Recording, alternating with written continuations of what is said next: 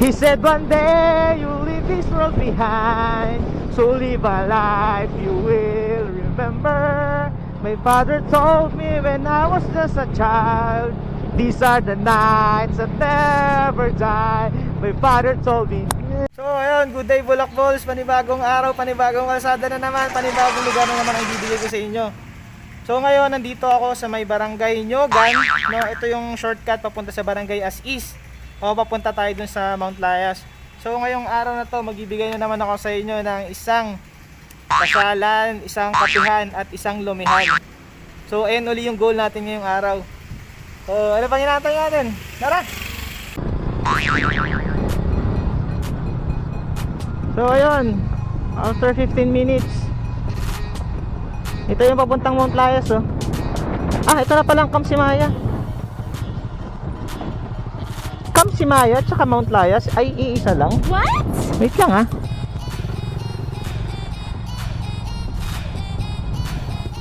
So hindi na siya, ito ang Camp Simaya. Same lang siya sa ano, sa Mount Layas. Ano po yun? Same lang sa Mount Layas yung daan niya.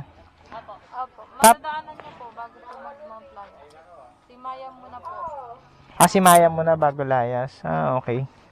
Wait lang Balak Balls, ah, kasi ang nakita ko dun sa Facebook is Mount Simaya. So, sinearch ko sa ngayon sa Waze. Nagulat ako, dito niya ako dinala sa Mount Layas. So, yung Mount Simaya pala at Mount Layas ay talaga magkatabi lang. Ay, madadaanan mo daw muna yung Mount Simaya bago mo marating yung tuktok ng Mount Layas. Pero tingin ko maganda naman eh. Tingnan natin, ha. So ayan Balak Balls, let's go. Ayan, ang dami na pala nila dito. Mount Layas, Mount Arat at saka Camp Simaya. Tingnan natin. Nakakatuwa kasi ang bilis ma-develop sa lugar. Ayan naman yung daan.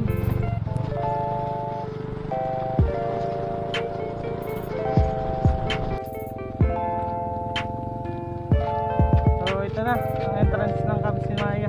So yun Balak Balls, nandito na ako ngayon sa Mount Simaya.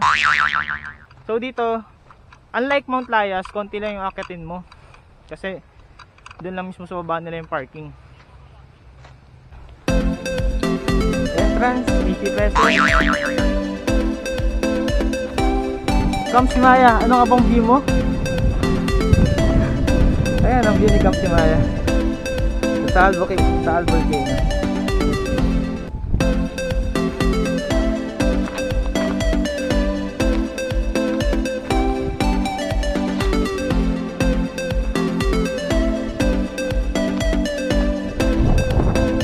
Cabina ni Merlita. Wow.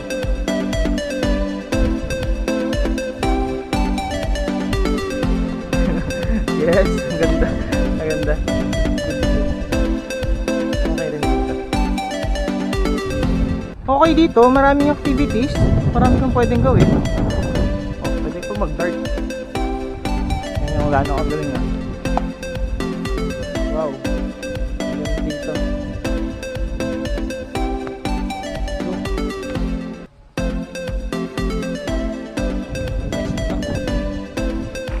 Kamsawi. Mga sawi dyan. Ayan. Hashtag broken. Hashtag na ghost. And hashtag harot-harot lang. Charot-charot lang. Mas okay ito. Mas malawak dito. Maraming activities kang pwedeng gawin.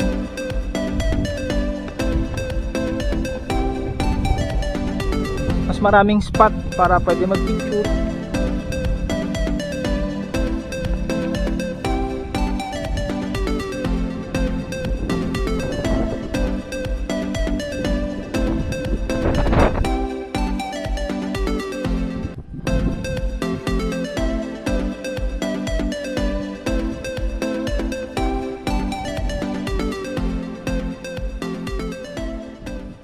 Ayun, hi sir. Siya pala yung bantay dito sa Camp Simaya. Sir, ano po mga activities natin dito?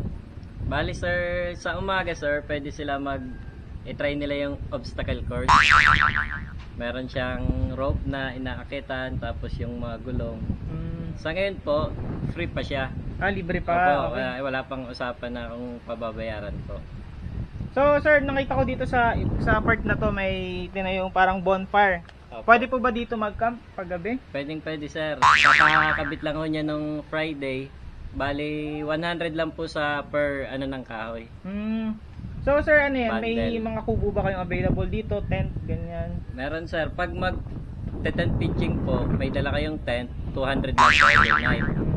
Pagka wala naman pong tent, 500. Ang rental, opo. Yung kubo po dun sir, may nakita ko dun sa gilid. Opo. Bali, ang kubo po namin dyan ay 4 na. Bali, lahat po sila 600. 600 each. Ilan pong tao yun? Hanggang 4 person lang po. 4 person. So ayun. Akala ko Bulak Balls, tapos na ang saya. Akala ko ito lang.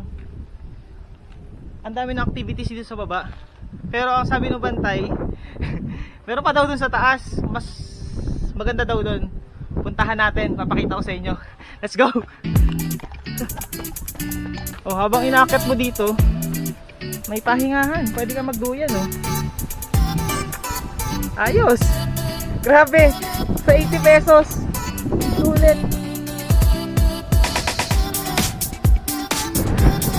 Ayun na yung tree house.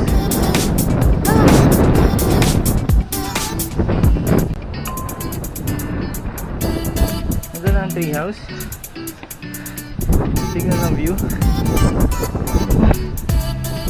Nakakapagod.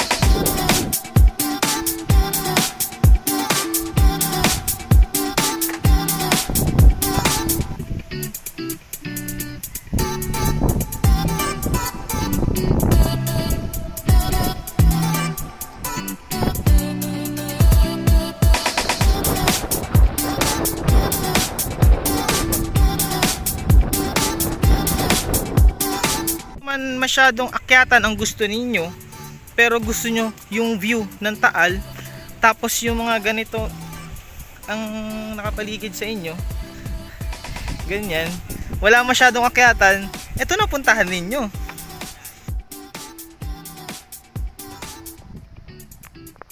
So ayun, Bulak Balls, tapos na ako sa pasyalan. Ang kulang ko na lang sa inyo ay kapihan at lumihan. So ngayon, nagtanong-tanong ako doon sa may masarap na lomi. Sabi nila sa Purois daw, Purois Domihan, banda sa palengke lang ng Laurel. So tingnan natin kung masarap ba doon. Sir, pwede po magtanong, saan po yung Puroy Lomi House? Dito lang po, diretso. Ito na po. Salamat po. Ito na, ang Puroy Lomi House. Tingnan natin. Dito, sa may palengke lang to banda. Ito ang bukas doon na to. Ito ang pinagmamalaki nilang lomi dito. Ang Puroy Lomi House. Ito na ba ang Puroy? So yun, nandito na ako sa Puroy Lomi House. Madali lang siya hanapin. 15 minutes away from Camp Simaya. Palatandaan lang, dito lang sa Laurel Palengke. Pagdating nyo doon, magtanong lang kayo sa mga tricycle driver. Alam na alam to, sikat tong lomihan na to. Yan, ito na yung lomi ng Puroy. Ayan, hindi siya katulad ng lomi sa Tanawan na overload.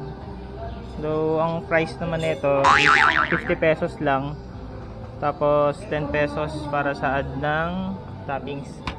Tsaka umorder rin ako ng halo-halo sa halagang 35 pesos. Ayan, ganyan siya kalaki.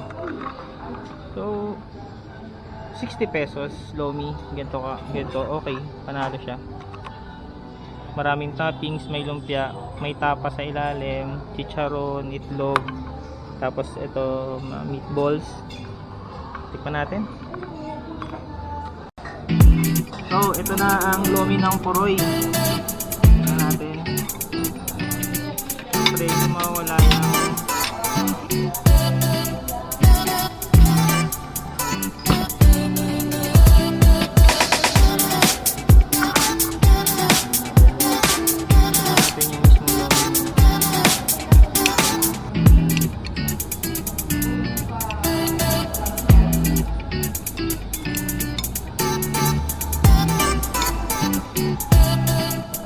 So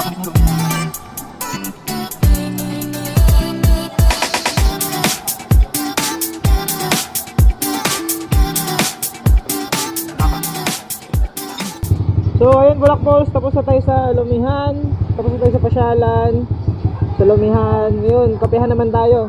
May nakita ako magandang kapehan. Asat ulit tayo sa Tagaytay. Dito kasi ako yung sa Laurel eh. Let's go!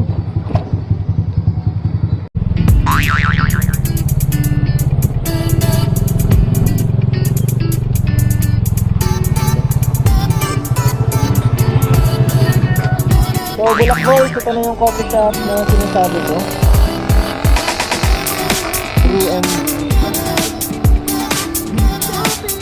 Hello po. Ito yung view. Wow, ganda. Yan, itong coffee shop na to, Brew and View. Malapit lang sa People's Park. Ayan, maliit lang siyang coffee shop. Tara, tikman natin yung coffee nila.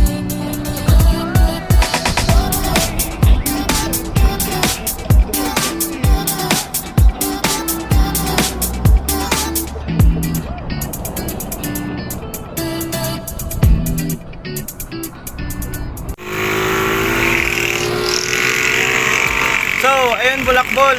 Nandito na ako ngayon sa coffee shop. Ang sarap ng kape nila. So, tapos na tayo sa Pasyalan, yung Mount Simaya. Tapos na tayo sa Lumihan.